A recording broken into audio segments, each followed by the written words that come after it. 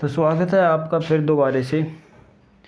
हम switch gear और protection में रिले और उसकी स्कीम पहले पढ़ा था हमने, रिले का सीक्वेंस कि रिले का कंस्ट्रक्शन, उसके बाद रिले का सीक्वेंस कि उसको कैसे अरेंजमेंट करा जाएगा, उसके बाद रिले का सीम उसको लगाने की क्या क्या स्कीम हो सकती हैं, उसके बाद प्रोटेक्शन पढ़े थे। एक तो हम पढ़ चुके हैं किसके भाई, अल्टरनेटर का, मोटर का और ट्रांसफार्मर, इन सभी का प्रोटेक्शन पढ़ चुके हैं कि किस प्रकार हम इनको प्रोटेक्शन दे सकते हैं।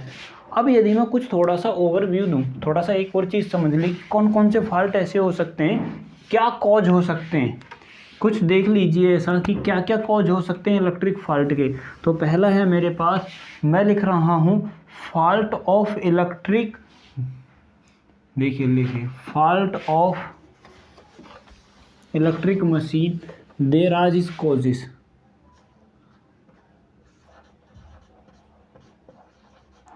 Faults in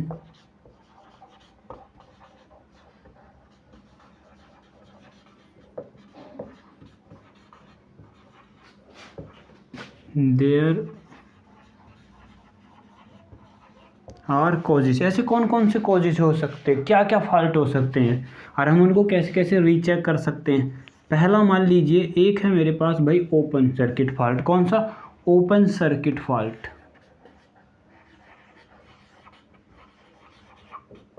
open circuit fault, open circuit fault को या तो मैं चेक कैसे कर सकता हूँ भाई, मेगर से, या फिर एक मेरे पास होता है टेस्ट लैंप। कौन सा भाई? टेस्ट लैंप के द्वारा भी मैं इसको चेक कर सकता हूँ। कुछ पैसे ही ओवरव्यू दिया जा रहा है। दूसरा मेरे पास हो सकता है अर्थ फॉल्ट। दूसरा हमारे पास हो सकता है अर्थ फॉल्ट। अर्थ फॉल्ट को देखिए मैं किससे चेक कर सकता हूँ, इसको भी मेगर से या टेस्ट लैंप से चेक करा जा सकता है। अगला होता है मेरे पास इंसुलेशन। कौन सा भाई? इंसुलेशन। इंसुलेशन को किससे चेक करा जा सकता है? ज़्यादातर हम इंसुलेशन को, ध्यान रखना, मेगर से ही चेक करते हैं। मैक्सिमम जो चेक करा जाता है वो मेगर से ही चेक करा जाता है। यदि मैं कहूँ कि एक मेरे पास कौन सा हो सकता है भाई, शॉर्ट सर्किट, तो शॉर्ट सर्किट को हम मेगर और टेस्ट लैंप दोनों से चेक कर सकते हैं। अब देखिए, यदि कभी कभी मोटर में ऐसा हो जाता है, कभी कभी मोटर में कभी कभी क्या होता है कि मोटर के यदि कनेक्शन अपोजिट हो जाएं, मोटर के, हाँ, 3 फेज में से, देखिए लिखिए, मैं कह रहा हूँ कि यदि 3 फेज में से किसी एक फेज के कनेक्शन विपरीत हो जाए इन 3 फेज सिस्टम, ऐसे लिखिए, इन 3 phase system suddenly one phase is interchange,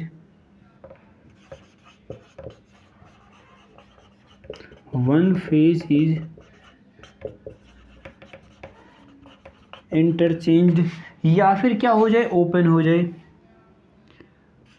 और ओपन कंडीशन में आ जाए, तो क्या मोटर क्या करेगी उस समय? बहुत ही ज़्यादा क्या काम करेगी, बहुत ज़्यादा ओवरलोड होएगी और करंट ज़्यादा लेगी। Then motor is overload because required is very high current.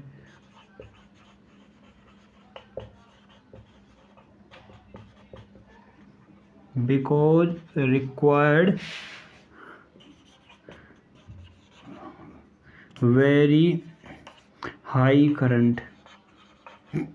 क्या करेगी भाई, वो बहुत ज़्यादा करंट को लेना स्टार्ट कर देगी।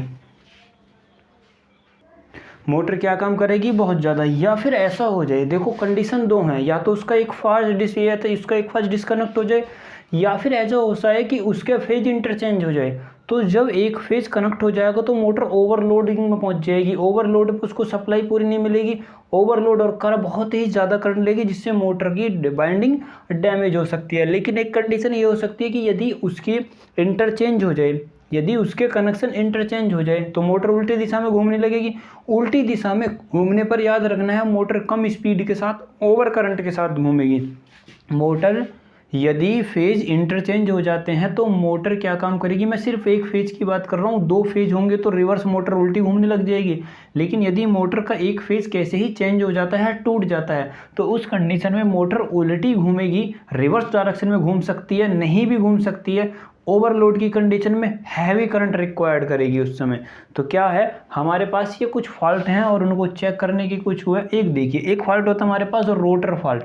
देखिए यदि मेरे पास जो केज टाइप इंडक्शन मोटर होती हैं, जितनी भी केज टाइप इंडक्शन मोटर होती हैं, उनमें क्या होता है, कॉपर की या फिर एल्युमिनियम की बारों का प्रयोग करा जाता है, जो एंड रिंग के द्वारा लास्ट एंड पर क्या काम कर दिया जाता है, एंड रिंग के द्वारा जोड़ दिया जाता है। अब कभी कभी ऐसा होता है और उनको शॉर्ट सर्किट कर दिया जाता है। देखिए मान लीजिए कि ये मेरे पास कुछ स्क्वायर्ड रिंग है, क्या है भाई, स्क्वायर्ड रिंग। मैंने इनको ऐसे जोड़ा है, किसके द्वारा, ऐसे करके जोड़ा है इनको। ये मान लीजिए ये यहाँ पर है, ये यहाँ पर है, ये यहाँ पर है और ये यहाँ पर है। ये मान लीजिए ये यहाँ है, ये यहाँ है और ये यहाँ है। मैंने इनको एंड रिंग के द्वारा जोड़ा है। अब मान लीजिए कि ये वाली जो एंड रिंग है, कभी कभी ऐसा हो जाता है कि अपकेंद्री, सेंट्रीफ्यूगल अपकेंद्री का मतलब है जब ये रोटर घूमेगा तो इस पर एक फोर्स बाहर की तरफ लगेगा। जब रोटर मोटर के शाफ्ट पर घूमेगा, शाफ्ट बेरिंग पर घूमेगा, तो इस पर बाहर की तरफ को फोर्स लगेगा, जिसको बोला जाता है अपकेंद्री बल। कौन सा भाई, अपकेंद्री बल। अपकेंद्री बल के कारण क्या हो सकता है, ये इंसुलेशन की ये जो मेरे पास जो मैंने बाइंडिंग कर रखी है, ये वाली बार जो है, हो सकता है टूट के बाहर निकल जाए। यदि टूट के बाहर निकल जाती हैं तो मोटर की यहाँ से बाइंडिंग ओपन हो जाएगी, और जैसे ही मोटर की बाइंडिंग यहाँ पर हो जाएगी तो यहाँ पर रेसिस्टेंस इनफाइनाइट।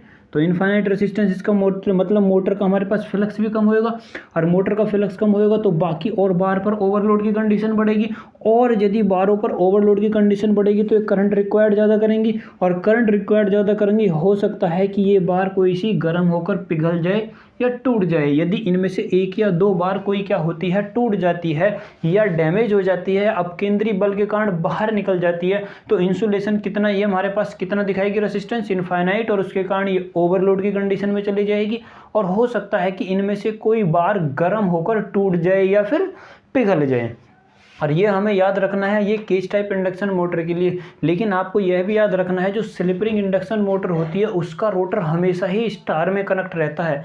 इनको जब मोटर का डेरिवेशन जब मशीन पढ़ाएंगे तब इन चीज़ों की डिटेल करेंगे।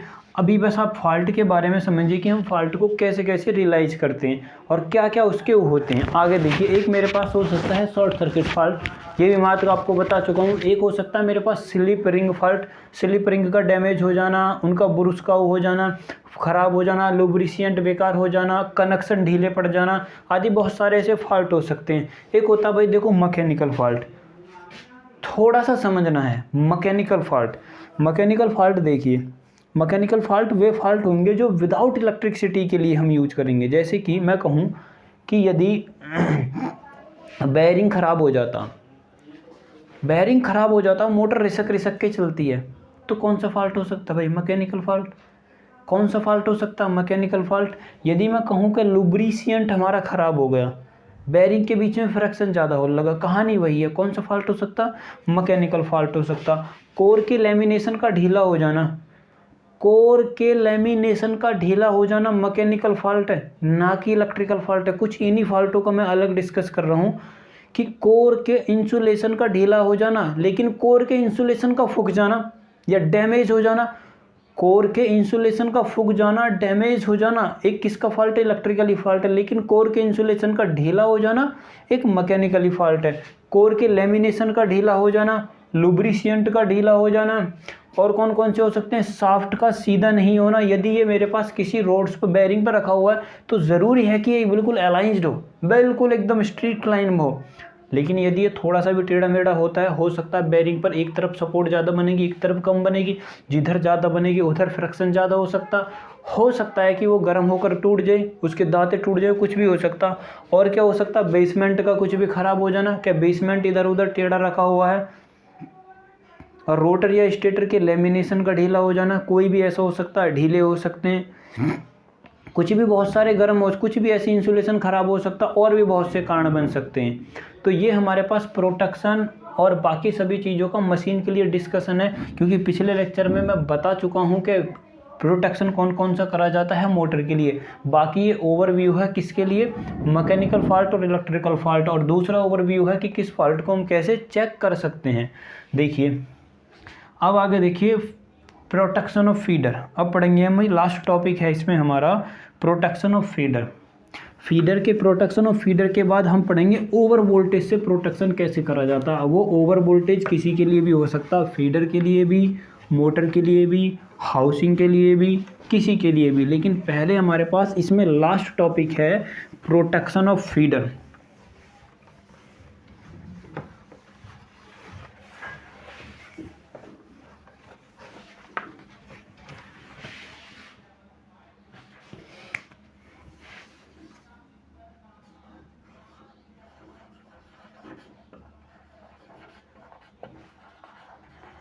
Protection of feeders. क्या भाई, प्रोटेक्शन ऑफ फीडर्स। देखिए पहले तो मेरे पास क्लासिफिकेशन देखिए फीडर कौन कौन से होते हैं। पहला फीडर मैं यूज करता हूँ कौन सा, रेडियल। रेडियल सिस्टम को हम यूज करते हैं। दूसरा कौन सा यूज करते हैं, रेडियल के बाद रिंग टाइप, रिंग सिस्टम हम यूज करते हैं। तीसरा यूज करते हैं इंटरकनेक्टेड।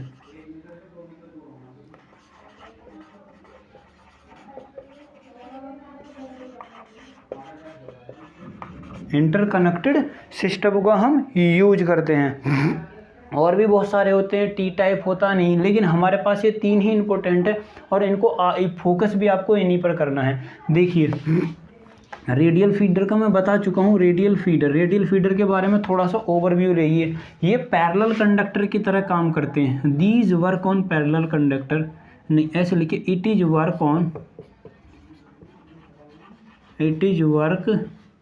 टू पैरेलल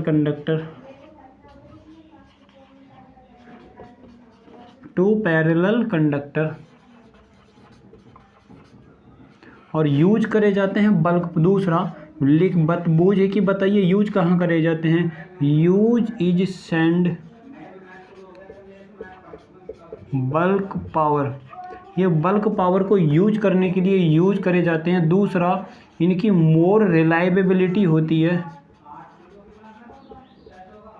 किसकी भाई, इन्हीं की मोर रिलायबिलिटी होती है। बिग इंडस्ट्री के लिए यूज करे जाते हैं ज़्यादातर। ये जो बड़ी इंडस्ट्री होती हैं उनके लिए हम इनको यूज करते हैं। किसको भाई, बिग इंडस्ट्री के लिए हम इसको यूज करते हैं। और ज़्यादातर ये 132 केवी के समथिंग में यूज करे जाते हैं, समथिंग में 132 केवी। और बिग इंडस्ट्री पर वहीं इतनी ही वोल्टेज जनरेट होती है और वहीं पर इनको यूज करा जाता है। रिलायबिलिटी अधिक होती है, सप्लाई को सदैव कायम रखा जा सकता है। यदि एक तार टूट जाता है तो दूसरा मैंने लिखा है मोर रिलायबल है। एक तार यदि कनेक्शन खराब हो जाता है तो हम दूसरे का प्रयोग कर सकते हैं। और भी है, ओवरलोड कैपेसिटी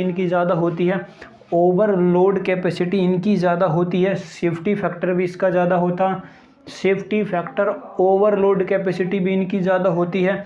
और सप्लाई को सेंड करने के लिए भी कम समय की रिक्वायर्ड होती है, लेकिन कोर का मटेरियल ज़्यादा लगता है, ये पक्की बात है। और वोल्टेज फ्लक्चुएशन भी ज़्यादा होता है।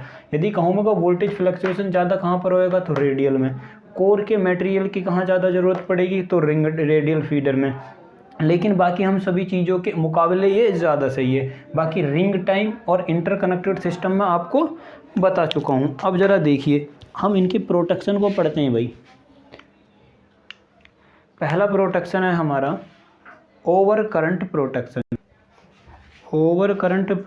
देखिए मेरे पास पहला पॉइंट है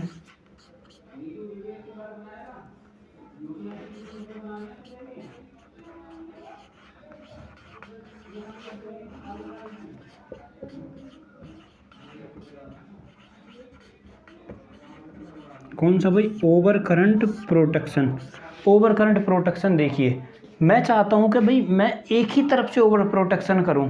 मैं ये नहीं चाहता भाई, जरा आप एक बात बताइए, यदि मैं यहाँ पर भी पायलट वायर की तरह 2 सीटी को एक लास्ट एंड पर एक फर्स्ट एंड पर यूज करूँगा तो नुकसान हो जाएगा। भाई मैं इतने पायलट वायर लाऊंगा, उसका कैपेसिटेंस इफेक्ट है, उसको बिल्कुल मैचिंग करवाना, उसके टर्न ऑफ रेशो को मैचिंग करवाना, उसको 132 के कैपेसिटेंस को न्यूट्रलाइज करवाना, डी की उनके दोनों के बीच की दूरी को एकदम मेंटेन करके रखना, बहुत सारी परेशानी है।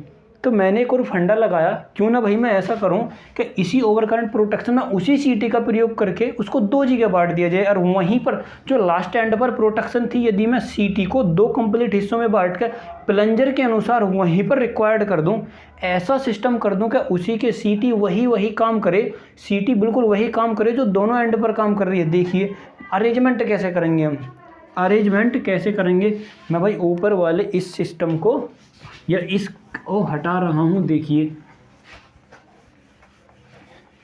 ओवर करंट प्रोटेक्शन यहीं पर लिख लीजिए, मेरे पास प्रोटेक्शन है ओवर करंट का, किसका भाई,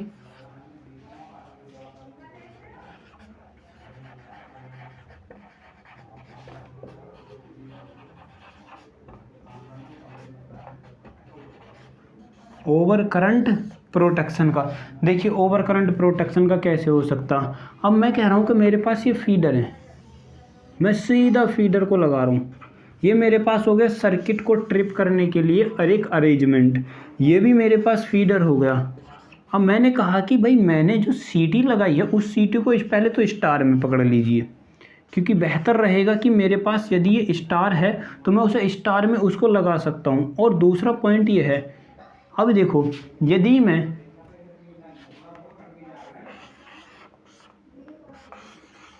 मैंने ऐसा अरेंजमेंट करा कि सीटी का एक पार्ट इधर रखा स्टार में, एक पार्ट नीचे की तरफ उठा के रखा, देखो कैसे अरेंजमेंट कर सकता हूँ। मान लीजिए कि ये भी मैंने सीटी का दूसरा पार्ट लगाया और दूसरे पार्ट को क्या काम कर दिया, कॉमन कर दिया, इसे नीचे ले गए, एक सीटी का अरेंजमेंट ये करा मैंने, यहाँ पर लगा दिया, एक सीटी का अरेंजमेंट ये करा और यहाँ पर अरेंजमेंट लगा दिया। अब ज़रा इसके कनेक्शन को ध्यान से देखिए, मैंने क्या काम करा, इसकी टांग पकड़ी, ये वाला सीटी ये मैंने सीरीज में लगाए हैं। अब मैं सीटी को सीरीज में लगाना चाहता हूँ, कैसे लगाना चाहता हूँ सीटी को सीरीज में,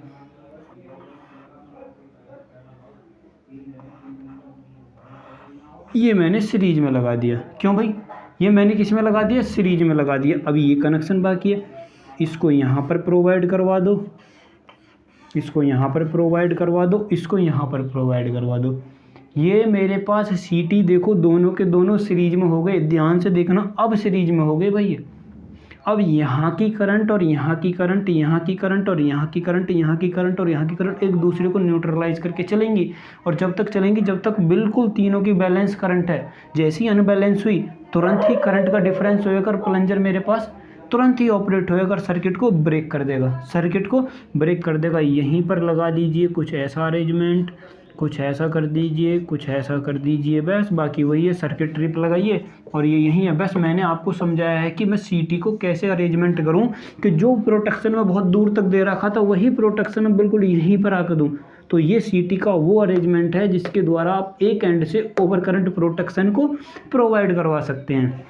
दूसरा अरेंजमेंट देखिए, इसमें ज़्यादा कुछ भी नहीं है, सीटी की सेकेंडरी को 2 भाग में अलग अलग सीरीज के द्वारा जोड़ दिया जाता है और न्यूट्रल वायर द्वारा कनेक्ट करा जाता है। और यह भी याद रखना है कि न्यूट्रल वायर के द्वारा सीरीज प्रोवाइड करवाई जाती है, न्यूट्रल वायर के द्वारा सीरीज प्रोवाइड करवाई जाती है। अब देखिए ओवर करंट प्रोटेक्शन, अब मैं यह चाहता हूँ कि भाई ये मेरे पास ओवर करंट प्रोटेक्शन हो। देखिए उसके ओवरलोड के लिए ज़्यादातर मैक्सिमम कंडीशन ये होती है कि कभी ओवर करंट प्रोटेक्शन हो जाता है, तो ओवर करंट प्रोटेक्शन में किसी एक फॉल्ट में ज़्यादा, भाई ये फॉल्ट हो सकता है, ये फॉल्ट हो सकता है, ये फॉल्ट, ओवर करंट। ध्यान से देखिए ओवर करंट में कभी कभी क्या होता है, ज़्यादातर किसी एक फॉल्ट में ओवर करंट की कंडीशन बनती है, एक में या 2 में, मैक्सिमम एक में बनती है। लेकिन ओवरलोड की कंडीशन में जब कभी भी मोटर ओवरलोड होएगी तो भाई साहब लास्ट मैक्सिमम कह रहा हूँ, कभी कंडीशन में मैक्सिमम कंडीशन में ये होता है कि तीनों ही फेजों में करंट की वैल्यू ज़्यादा होती है।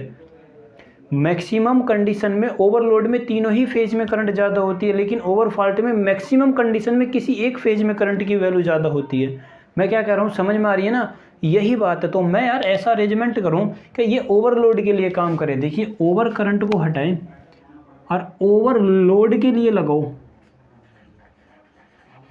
किसके लिए? ओवरलोड के लिए। अब मैंने कहा भाई ओवरलोड के लिए तो तीनों प्रोटेक्शन है, एक काम करो 2 के लिए अरेंजमेंट करो, इसकी टांग भाव हटा दो, इसकी टांग भाव नहीं, इसे नहीं, इसे तो अरेंजमेंट में रखो, इसे तो भाई अरेंजमेंट में रखो, लेकिन एक काम करो, मैंने ये लू लगाया, क्या करा भाई, मैंने ये लगाया और इसको यहाँ से हटाया और इसको यहाँ से हटाया और इसको इसके कनेक्ट ऐसे कर दिया, कोई दिक्कत यहाँ तक नहीं।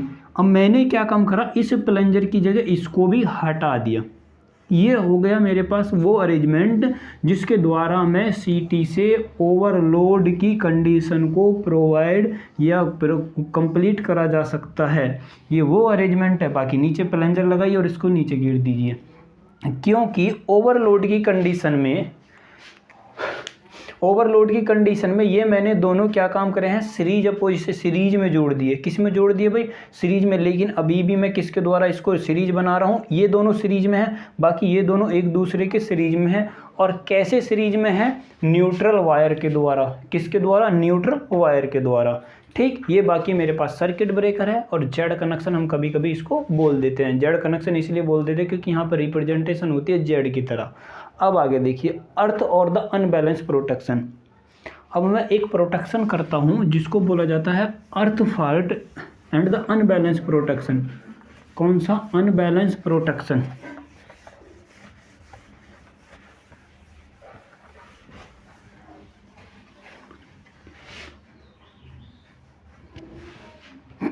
कौन सा मेरे पास? अर्थ और अनबैलेंस प्रोटेक्शन। अर्थ भी देना चाहता हूं भाई मैं, अर्थ एंड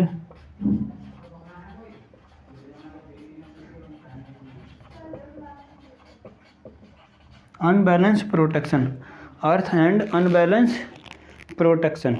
देखिए, अर्थ एंड अनबैलेंस प्रोटेक्शन कभी कभी ऐसा होता है कि यदि मेरे पास फीडर है और फीडर की जहाँ से स्टार्टिंग हो रही है वहाँ पर कभी कंडीशन बन जाए अर्थ फॉल्ट की, अर्थ फॉल्ट हो जाए। क्या हो जाए भाई? अर्थ फॉल्ट हो जाए। ये अर्थ फॉल्ट मैं ज़्यादातर रोटर के लिए लेके, अल्टरनेटर के लिए लेके चलूँगा। किसके लिए भाई? अल्टरनेटर के लिए। लेकिन प्रोटेक्शन किसको देंगे हम? फीडर को। प्रोटेक्शन किसको देंगे? फीडर को। देखिए, अब मैंने क्या काम करा, मैंने दिमाग को थोड़ा सा और दौड़ाया और कहा कि ये मेरे पास अल्टरनेटर है और ये मेरे पास फीडर है। ये मेरे पास क्या है भाई? फीडर है। फीडर को मैंने अरेंजमेंट कर दिया।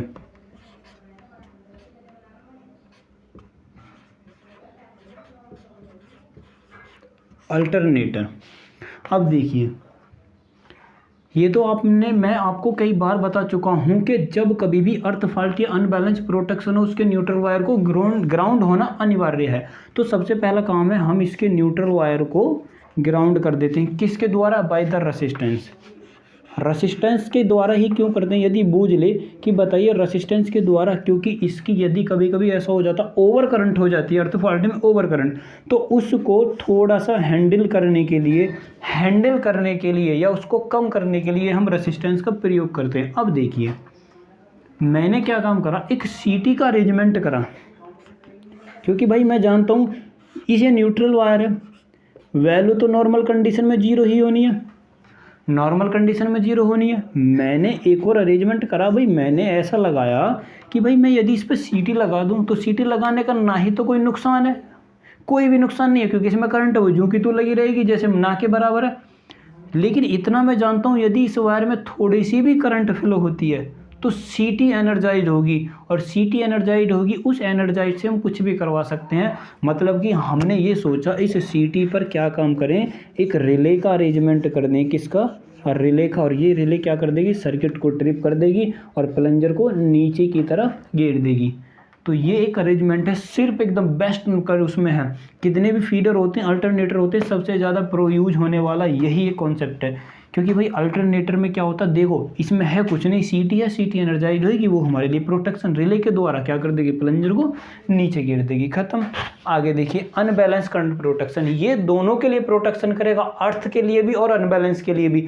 अनबैलेंस के अर्थ के लिए ऐसे करेगा, ये अल्टरनेटर, देखो अर्थ है मेरे पास, न्यूट्रल वायर को मैंने क्या कर दिया है, अर्थ कर दिया है, या अर्थ वायर को जैसी अल्टरनेटर पर कहीं भी कैसे भी फीडर में क्या होगा, कहीं पर भी अनबैलेंस की कंडीशन आती है, किसकी अनबैलेंस की कंडीशन आती है, तो न्यूट्रल वायर के लिए करंट आएगी। और न्यूट्रल वायर किससे हमारा कनेक्ट है, और रिले उससे कनेक्ट है, सीटी से, सीटी किससे है, रिले से। और इसी प्रकार यदि अर्थ फॉल्ट होता, कहीं पर भी अर्थ फॉल्ट होता, यहाँ पर अनबैलेंसिंग आती है, बैलेंसिंग के लिए तुरंत ही न्यूट्रल वायर में करंट आएगी, और जैसे ही अनबैलेंसिंग के न्यूट्रल वायर में करंट आएगी, सीटी फिर एनर्जाइज होएगा, और सीटी जैसे एनर्जाइज होएगा, रिले फिर दोबारा ऑपरेट होगी।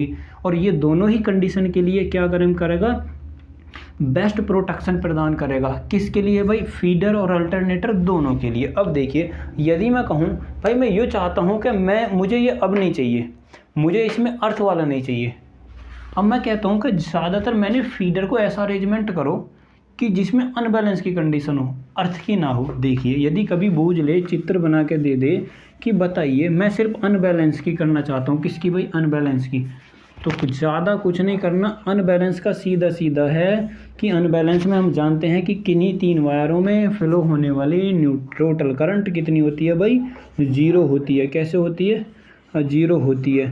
तो ये मैंने लगा दिया एक सीटी यहाँ पर, एक सीटी यहाँ पर लगा दीजिए, और एक सीटी यहाँ पर लगा दीजिए, खेल खत्म। क्योंकि भाई न्यूट्रल वायर 0, अब एक रिले यहाँ पर लगा दीजिए। जब भी कभी भी अनबैलेंसिंग होएगी, रिले हमारे पास ऑपरेट होएगी, जब भी अनबैलेंसिंग होएगी रिले ऑपरेट होएगी, और रिले क्या काम कर देगी, सर्किट को ट्रिप कर देगी, सर्किट को ट्रिप कर देगी और डिस्कनेक्ट हो जाएगा हमारा सर्किट। तो ये रिले का अरेंजमेंट है किसमें भाई, अनबैलेंसिंग। ये ओवरलोड के लिए नहीं है, याद रखना है, ओवरलोड के लिए नहीं, ये अनबैलेंसिंग के लिए प्रोटेक्शन है। किसके लिए भाई, अनबैलेंसिंग के लिए। अब देखिए ओवर करंट के लिए, अब मैं कहूँ, अभी तक तो मैंने आपको बताया था कि अनबैलेंस प्रोटेक्शन, अनबैलेंसिंग कंडीशन में और अर्थ की कंडीशन में। यदि मैं कहूँ कि ओवरलोड हो जाता, किसके लिए हो जाता, ओवरलोड। मैं ओवरलोड की एक कंडीशन बता चुका हूँ, लेकिन ओवरलोड के साथ अरेंजमेंट देखिए, यदि लीकेज, अर्थ लीकेज हो जाता है, मुझे यार ऐसा प्रोटेक्शन देना है कि यदि हमारा फीडर या तो ओवरलोड हो जाए या फिर लीकेज हो जाए। देखिए बस आपको चित्र का ही खेल है और यही आपको याद रखना है। प्रोटेक्शन देना चाहता हूं मैं फीडर को, किससे, एक तो ओवर करंट से, एक तो ओवर करंट से और अर्थ लीकेज से। मैं चाहता हूं कि ओवर करंट और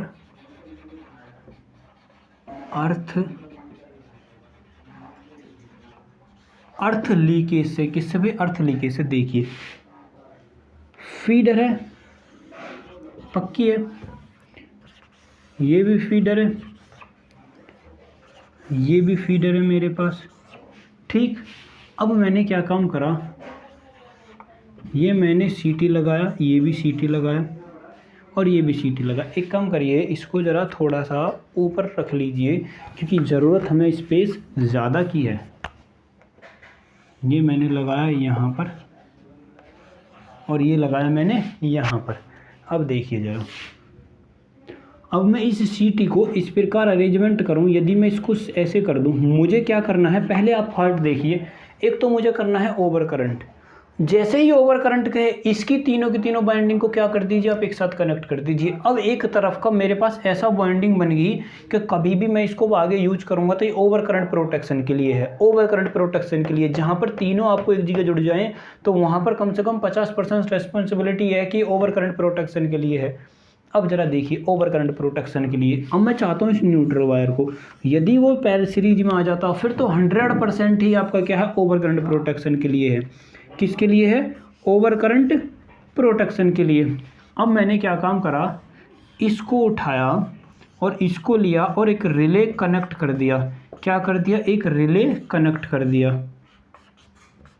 ये मैंने रिले लगा दिया यहाँ पर और एक रिले मैंने प्रोवाइड करवा दिया भाई इसको, ये मैंने रिले प्रोवाइड करवा दिया इसको। ये मेरे पास अरेंजमेंट है और मैं इस अरेंजमेंट को आपको बता चुका हूँ पीछे कौन सा है, ओवर करंट के लिए। लेकिन मैंने यहाँ पर एक और प्रोटेक्शन लिखा है, वो है अर्थ लीकेज। तो ये मेरे पास तीनों की तीनों कौन सी रिले हैं, फेज रिले।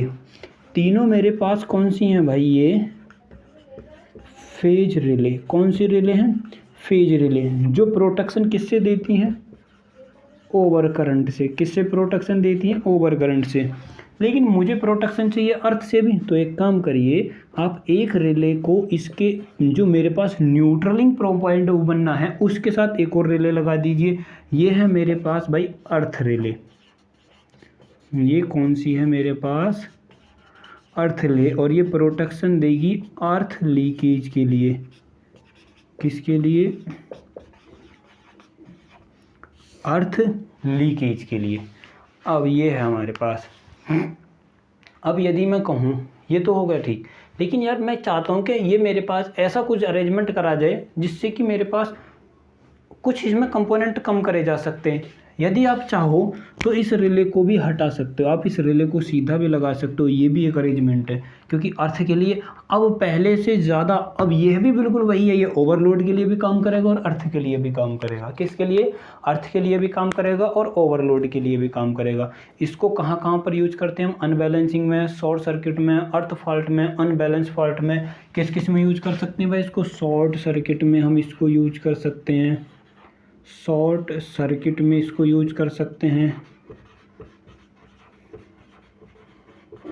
अनबैलेंस फॉल्ट में इसको यूज कर सकते हैं, और किस में, ओवरलोड में।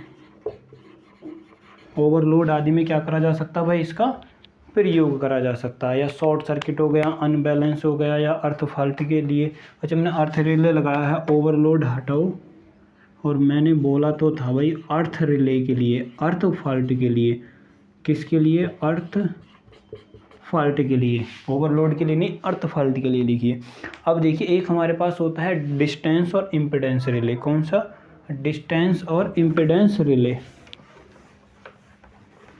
ये जिसे बोला जाता है मर्ज प्राइज प्रोटेक्शन। एक होता है हमारे पास डिस्टेंस और इम्पिडेंस रिले।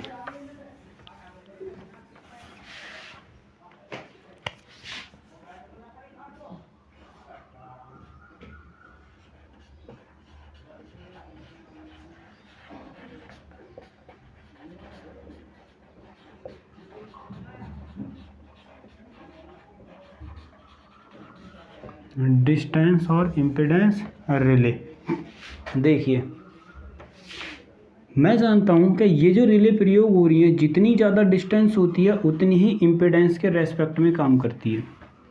मतलब कि डी प्रीपोजनल होता है जेड के। सीधी बात यह है कि प्रीपोजनल डिपेंडेंट होती है लेंथ के, और लेंथ डिपेंडेंट होती है किसके, इसके इम्पिडेंस के। इसका मतलब है जेड डिपेंडेंट कर रहा है डी पे। इसी डिपेंडेंट के अनुसार हम बांटेंगे रिले को। पहले तो ये देखिए, यदि मैं आपको कहूँ मेरे पास 3 तरीके की रिले होती हैं। कॉन्सेप्ट आप याद रखने के लिए मेरे पास है, यदि मैं कहूँ रिम, तो रिम मेरे पास होती है, आर से बनता है,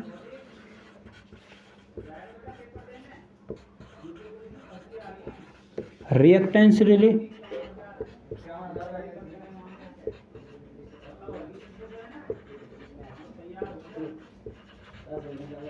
इम्पिडेंस रिले,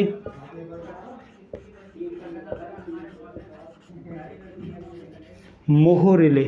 इसको यूज करते हैं हम लो डिस्टेंस के लिए, इसको यूज करते हैं मीडियम डिस्टेंस के लिए,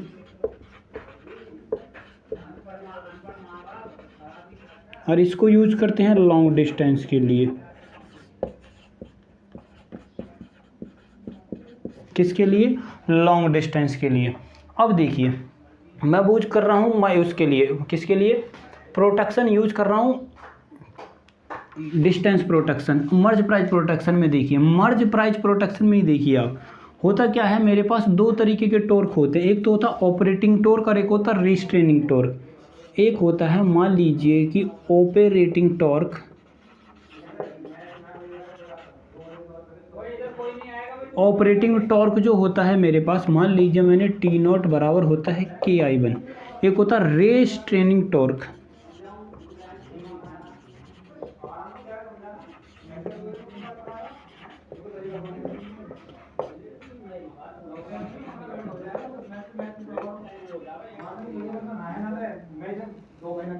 KR2। अब देखिए नॉर्मल कंडीशन में क्या होता है, किस में भाई, नॉर्मल कंडीशन में या बैलेंस कंडीशन में, किस में भाई, मैं कहूँ कि बैलेंस कंडीशन जो होती है इम्पीडेंस, उसके लिए बैलेंस कंडीशन होती है टी नॉट बराबर टी आर। तो मैं यहाँ से लिख सकता हूँ, इसको लिखिए आप K1, इसको नहीं आप इसको लिखिए, मैंने गलत लिख दिया है, इसको लिखिए K1, इसको लिखिए K2, इसको लिखिए I1 और इसको लिखिए V। मैं बैलेंस कंडीशन में कितना लिख सकता हूँ कि टी नॉट बराबर इतना, तो K1 और अपॉन का I1 बराबर कितना लिख सकता हूँ, K2 और इंटू V लिखा जा सकता। और मैं इसको लिख सकता हूँ कितना, K1 और अपॉन का K2 बराबर कितना लिख सकता हूँ, V अपॉन का I। और ज़रा ध्यान से देखिए, K1 और अपॉन का K2 बराबर क्या मैं Z के नहीं लिख सकता, क्योंकि V अपॉन का I बराबर किसके होता है भाई, Z के होता। तो K1 अपॉन का K2 बराबर कितना हो सकता है, Z हो सकता है। क्या हो सकता है, Z। तो ये मेरे पास एक कांस्टेंट है जिसको मैं रिप्रेजेंटेशन दे रहा हूँ इम्पीडेंस के। इसका मतलब यह कांस्टेंट किसके रिप्रेजेंटेशन में है, जेड के रिप्रेजेंटेशन में है।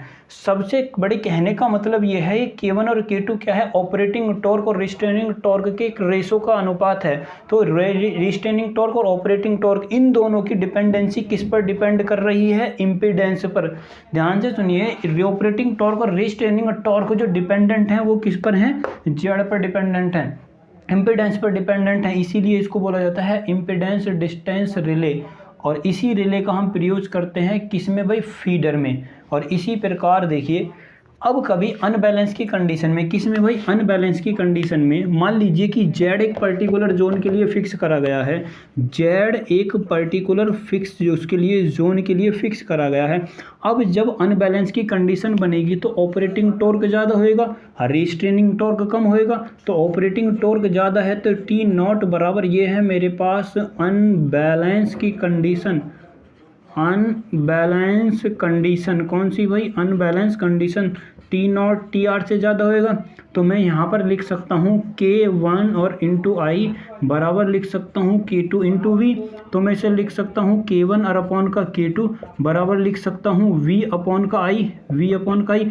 तो मैंने कहा है कि भाई यदि ये वैल्यू टी आर बराबर ये वैल्यू ज़्यादा है, तो टी नॉट की वैल्यू ज़्यादा है, तो ये अभी भी वैल्यू क्या होगी, ज़्यादा होगी। अब ज़रा देखिए, मैंने V अपॉन का आई और K1 बाई K2 जो मैंने कांस्टेंट रखा था K1 और K2, जैसे ही इसकी वैल्यू, ये मान लीजिए Z था, इसकी वैल्यू जैसे ही Z से ज़्यादा हुई, Z से ज़्यादा हुई, तुरंत क्या होएगा, सर्किट या हमारे पास रिले क्या कर जाएगी, ऑपरेट कर जाएगी। रिले क्या कर जाएगी भाई, ऑपरेट कर जाएगी। तो फिक्स जोन के लिए हम इसको यूज करते हैं। फिक्स जोन के लिए देखिए, फिक्स जोन का मतलब है एक एरिया तक, जहाँ तक आप मर्ज प्राइस प्रोटेक्शन में जेड को फिक्स कर दोगे वो वहीं तक काम करेगा, लेकिन वहीं तक काम बिल्कुल एकदम सेटिस्फाइड नहीं करेगा। लेकिन उसके बाद जैसे ही K1 और K2 इसकी वैल्यू ज़्यादा होती है फिक्स जोन के लिए, तुरंत हमारा सर्किट क्या करता है, ट्रिप करता है। किसके लिए, मर्ज प्राइस प्रोटेक्शन के लिए। तो ये याद रखना है, जेड एक फिक्स जोन के लिए हम यूज करते हैं, जिसको यूनिट प्रोटेक्शन भी बोला जाता है। क्या बोला जाता है, unit protection. Another name of distance और द इम्पीडेंस रिले या मर्ज प्राइस प्रोटेक्शन रिले। तो देखिए आगे,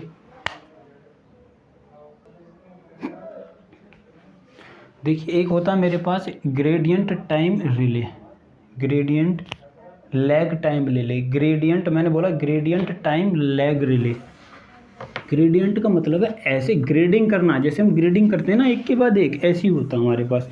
मैं उसी कंडीशन को बोलता हूँ ग्रेडियंट टाइम लैग रिले। क्या बोला जाता है भाई इसको, graded time lag relay.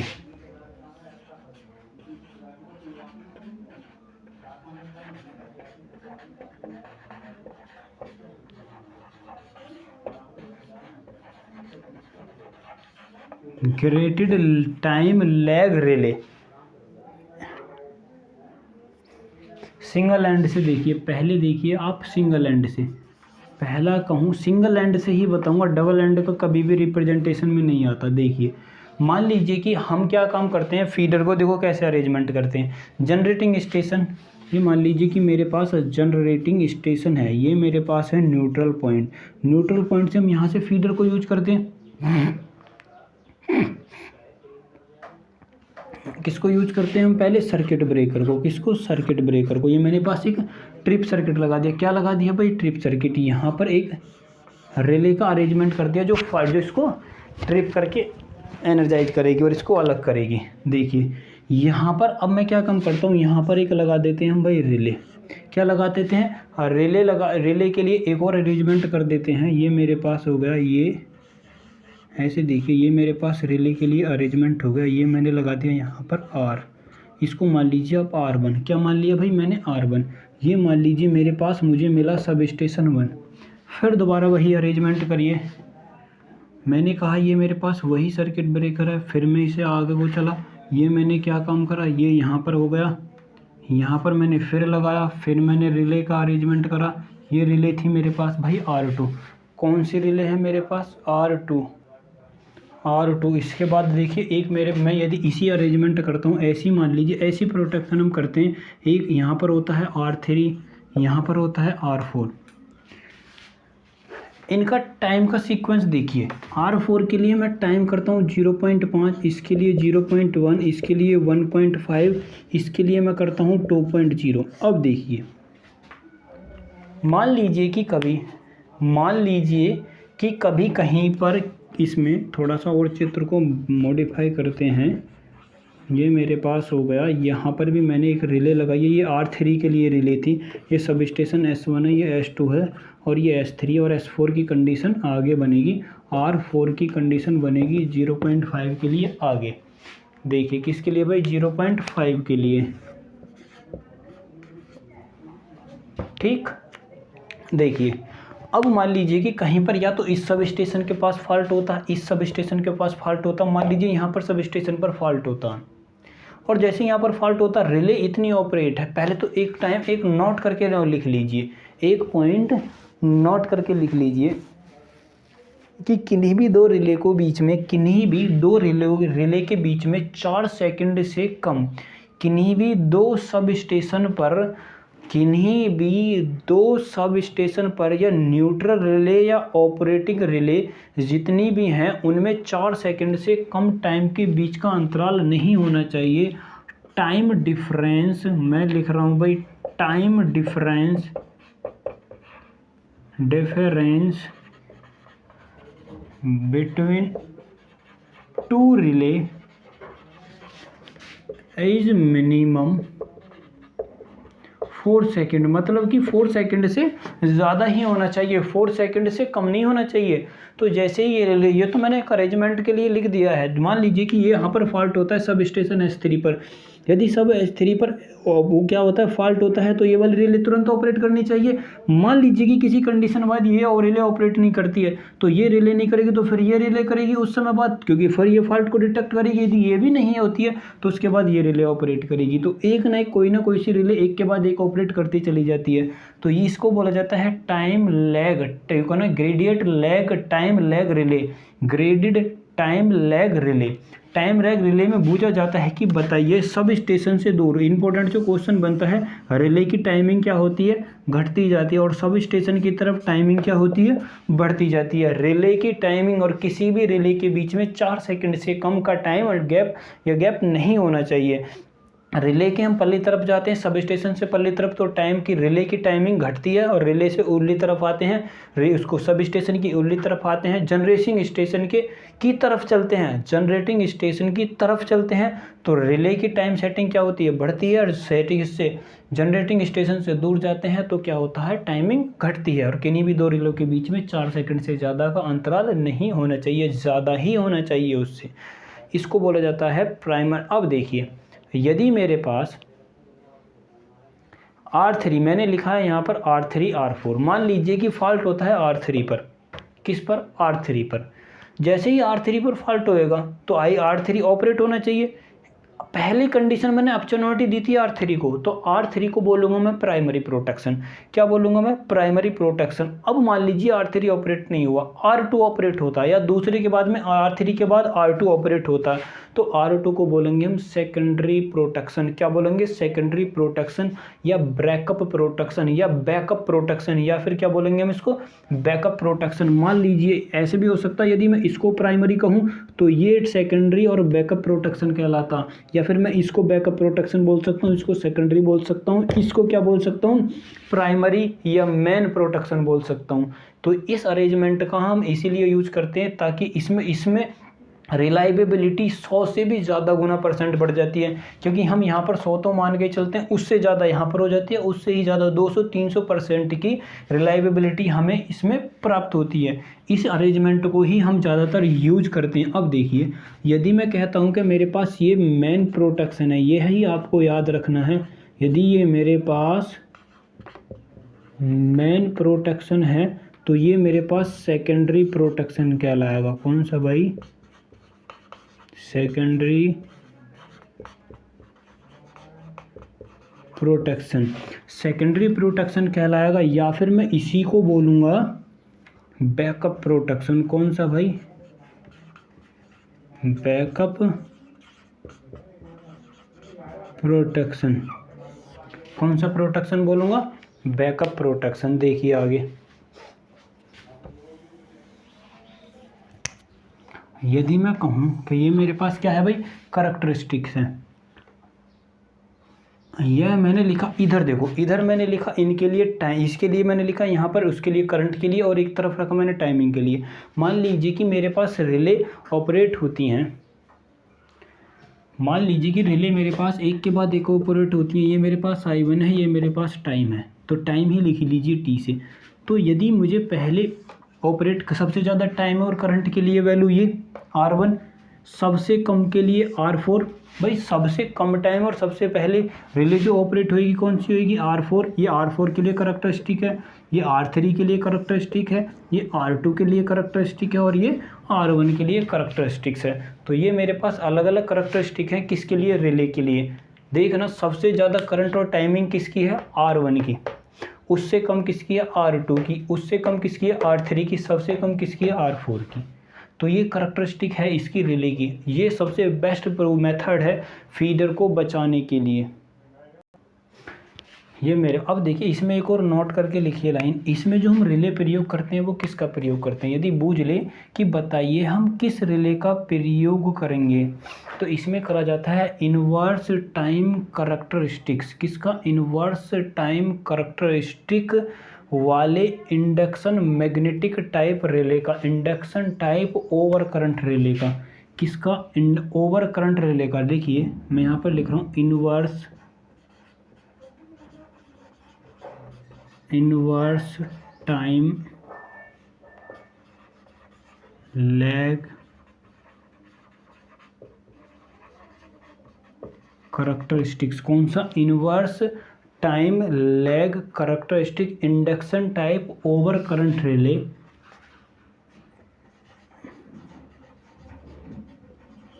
Induction type over current relay का हम इसमें यूज करते हैं। ये आपको याद रखना है। इसके बाद प्रोटेक्शन देखिए, एक हमारे पास प्रोटेक्शन होता है किसका भाई? इसका। ये तो चल रहे हैं फीडर का लिए। अब मैं एक ही प्रोटेक्शन आपको बताऊंगा किसके लिए? डिस्ट्रीब्यूटर के लिए। किसके लिए भाई?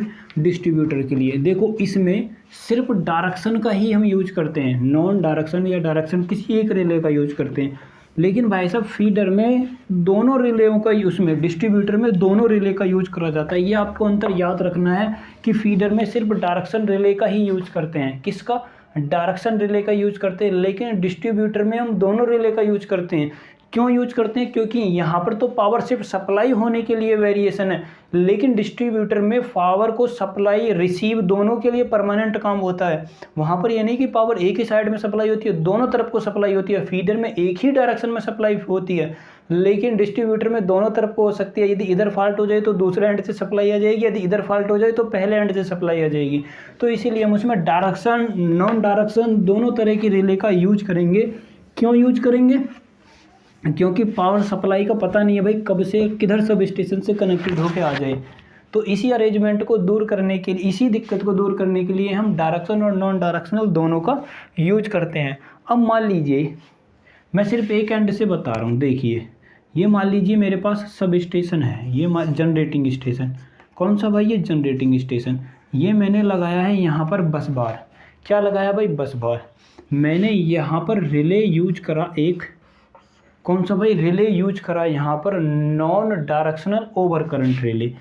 एक यूज करा मैंने यहाँ से नॉन डायरेक्शनल कौन सा, non directional over current relay. अब देखिए, यदि मैंने इसी बस बार को उठाया और इसी बस बार को उठाने के बाद मैं यहाँ पर ले गया और यहाँ पर अरेंजमेंट करा मैंने एक ये, और यहाँ पर अरेंजमेंट करा मैंने ये, ठीक, ये मैंने लगाए हैं। यहाँ पर देखिए नॉन डायरेक्शनल के लिए मैं दिखा रहा हूँ दोनों एरो से, मान लीजिए ये नॉन डायरेक्शनल के लिए, डायरेक्शनल के लिए दिखा रहा हूँ मैं एक एरो से।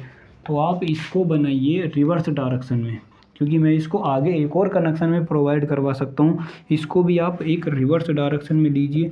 यहाँ पर मैंने लगाया है ये बस बार, यहाँ पर भी लगाया है मैंने एक बस बार। इसी प्रकार इसको लीजिए, ठीक, इसी प्रकार यहाँ पर ही तो गड़बड़ हो गई भाई, ज़्यादा बड़ा बना दिया। देखिए मैं इसको थोड़ा सा छोटा बनाता हूँ ताकि सारी चीज़ें दिखाई दे जाएं। मैंने ये बनाया है जनरेटिंग स्टेशन, ये बनाई है मैंने यहाँ पर डायरेक्शन रिले, कौन सी भाई, नॉन डायरेक्शनल रिले। एक नॉन डायरेक्शनल रिले यहाँ पर लगाया है और एक मैंने लगाया है यहाँ पर ये वाला, और एक लगाया है मैंने यहाँ पर डायरेक्शन रिले। ये भी इंटर के कनेक्टेड के लिए है, ये भी इंटर कनेक्टेड के लिए। एक बस बार मैंने प्रोवाइड करवाया यहाँ पर, एक बस बार के साथ फिर मैंने इसको जोड़ दिया, ये मैंने जोड़ दिया यहाँ पर, और इससे एक मेरे पास, मैं इसको लगा रहा हूँ ना, तो एक लगाइए इस पर यहाँ पर, और एक अभी इसी में भी प्रोवाइड करवाइए, क्योंकि एक बस बार ये है और एक बस बार ये है। बस बार की दोनों तरफ से प्रोटेक्शन करनी है। मैं फिर बता रहा हूँ कि बस बार की दोनों तरफ से प्रोटेक्शन करने के लिए हम ऐसा ही अरेंजमेंट यूज करेंगे। इसको लाइए यहाँ पर और इसको यहाँ पर लाइए। एक मेरे पास ये हो गया, और ये मैंने एक अगला बस बार से ये कनेक्ट कर दिए, अगले एक बस बार से मैंने ये कनेक्ट कर दीजिए, और फिर लगा दीजिए इसको ऐसे, और फिर लगा दीजिए ऐसे। ये मेरे पास हो गया लास्ट एंड। अब देखिए ये सारे के सारे रिले एक ही डायरेक्शन में काम कर रहे हैं, तो ये भी भाई लेकिन इसको प्रोवाइड करवाइए आप इधर की तरफ, ठीक, इधर की तरफ। अब मान लीजिए कि ये मेरे पास है बस बार B1, बस बार कौन सा भाई, ये B1, इसको बस बार मानिए B2, इसको बस बार मानिए B3, कौन सा भाई, बस बार B3, नहीं बस बार ऐसे मानिए B1 हो गया। इसको मान सकता हूँ मैं B2 और B3 ऐसे मानिए, इसको B2 मानिए, क्योंकि अभी मैं इसकी कंसेप्ट बताऊँगा ना, B3 ये हो जाएगा मेरे पास भाई B4, पॉइंट मानिए आप, बस बार की कंप्लीट वैल्यू नहीं मान के पॉइंट मानिए B5, इसको मान सकता हूँ मैं B6, इसको मान सकता हूँ मैं B7, और इसको मान सकता हूँ मैं B8। क्या मान सकता हूँ भाई मैं, B8। ये मेरे पास डायरेक्शन के रिले के लिए हो गई। अब देखिए मान लीजिए कि मुझे पहले ये ऑपरेट करवाने हैं, ये मेरे पास कोई दिक्कत नहीं है, सब स्टेशन के पास है, सब स्टेशन के पास, अरे इसके जनरेटिंग स्टेशन के पास हम बहुत सारे इक्विपमेंट, लाइटिंग अरेस्टर, बहुत सारे इक्विपमेंट को रखते हैं, तो इनकी टाइम जितनी डिले हो सकती है हमें दिक्कत नहीं है। 2 सेकंड ज़्यादा भी डिले नहीं करनी है, क्योंकि हमारे पास सब स्टेशन पे एक फिक्स जगह है, वहाँ पर हम अरेंजमेंट कर सकते हैं। लेकिन फीडर तो एक चलने वाली वो है, यहाँ पर अरेंजमेंट क्यों लगाएंगे, तो यहाँ पर अरेंजमेंट की कोई दिक्कत नहीं है, लेकिन यहाँ पर ऐसा अरेंजमेंट करें जिससे कि इनकी टाइमिंग कम से कम हो। तो मैं इसको लिख सकता हूँ 0.5 के लिए, इसको भी 0.5 के लिए लिख लीजिए आप, 0.5 के लिए लिख लीजिए। आगे देखिए, यदि मैं कहूँ कि यदि जितना दूर जाऊँ इसके लिए 1.5 लिख लीजिए, इसके लिए भी 1.5 लिख लीजिए, इसके लिए जी लिख लीजिए 1.0 लिख लीजिए, ऐसे यूँ ही एक एक करके, और 0.5 लिख सकता हूँ मैं इसके लिए भी। अब देखिए इसमें भाई एक बस बार मेरे पास ये है, एक ये है, और एक ये है, एक ये है। ये मेरे पास है इंटरकनेक्टेड और रिंग टाइप डिस्ट्रीब्यूशन। कौन सा भाई, रिंग टाइप डिस्ट्रीब्यूशन।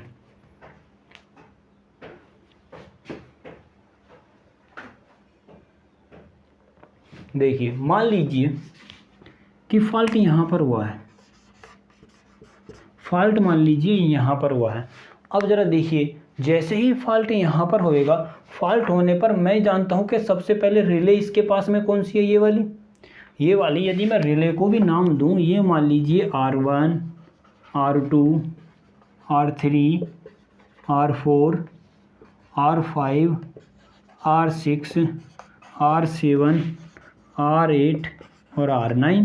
यदि मैं कहूँ कि ये वाली रिले मैं सबसे पास में हूँ, यदि ये वाली रिले इसके पास में, तो सबसे पहले भाई इसको ऑपरेट होना चाहिए, और जैसे ही ये ऑपरेट होएगी यहाँ से कनेक्शन ख़त्म, ये बस बार ये वाला बंद, B4 के लिए कनेक्शन मिलना ख़त्म। लेकिन जैसे ही मैं कहूँगा कि यदि ये वाली भी ऑपरेट नहीं होती है, तो भाई इसको भी ऑपरेट हो जाना चाहिए था। तो जैसे ये ऑपरेट होगी यहाँ से बस बार के कनेक्शन ख़त्म, यहाँ से बस बार के कनेक्शन ख़त्म। लेकिन मुझे सप्लाई अभी भी आउटपुट पर मिल रही है। क्यों मिल रही है? क्योंकि सप्लाई इधर से प्रोवाइड हो रही है, सप्लाई अब इधर से प्रोवाइड हो रही है। तो यहाँ से जैसे ही सप्लाई बंद होगी, तो मैं इसको क्या कर सकता हूँ, यहाँ से सर्किट ब्रेकर को ट्रिप कर सकता हूँ।